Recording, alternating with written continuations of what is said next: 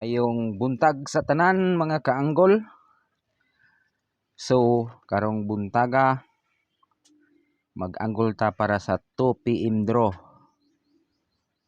So, sa di pa ta mag-anggol, akong isulti ang resulta sa 9 PM draw. Ang resulta sa 9 PM draw April 15 is 403. 403. Giligasan ang atong hatag hapon kay pagka 14940 pagka 9 PM atong ihatag is 404. So naa dire 940 atong hatag hapon is 404. So giligasan. So karon arita sa pang 2 PM draw.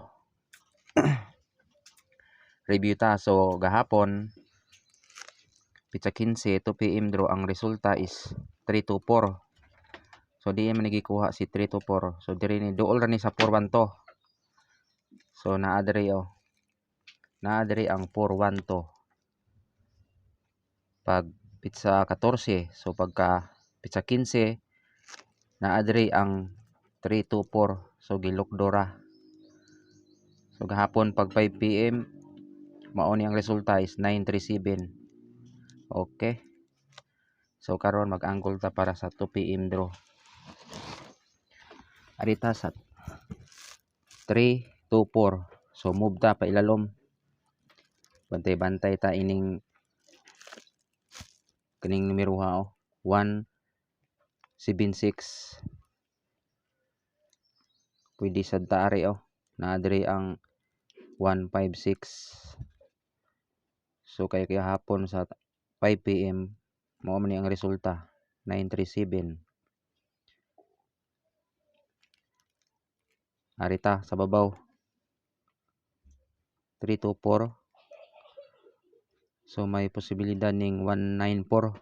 Wa nay purol pinusta mga kaanggol. Naa pa jud sa babaw 194. 194 so daghan kaayo. So mas maayo siguro mintino na to ning 156 o kaning 176. Yan naapag yun ning 194.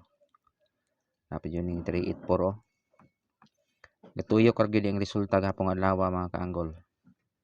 Gikan sa sit 324 937. Yun naapag yun pagagabi ang 403. So naa ra gyud dire. Dapita wa jud mulukso og layo. So bantay-bantay ta ining diri dapita kay naaraban ning 330. Okay, so adire ra tataman og maayong buntag kaninyo.